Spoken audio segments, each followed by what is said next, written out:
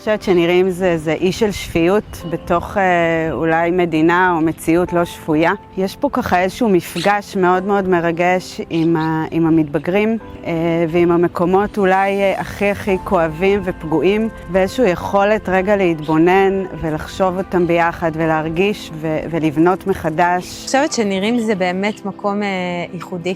הוא בית גם לנערים שבאים לפה, אבל גם לאנשים שעובדים פה, בצוות שהוא גם מאוד מאוד מושקע, אבל גם מרגיש מאוד קרוב וחברי ועוטף. יש פה ליווי מאוד מאוד קרוב של האנשים שעובדים פה.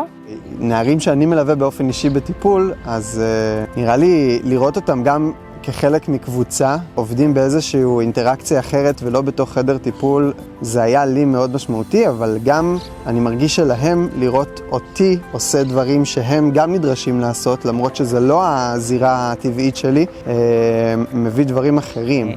אני נזכר באיזושהי חוויה עם נער באחד המסעות שהוא החליט שנגמרו לו הכוחות, והוא החליט שזהו, פה הוא מתיישב ולא זז, מבחינתו ימות העולם, שום דבר לא יזיז אותו. והחיבור עם הטבע, משהו שם יצר לו איזשהו חיבור. התחיל להיזכר בחיים שלו והתחיל להתבונן לאן החיים שלו הולכים.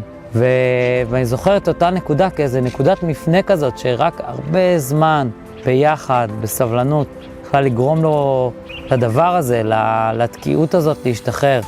הוא המשיך את המסע וסיים את המסע, סיים כמצטיין מסע.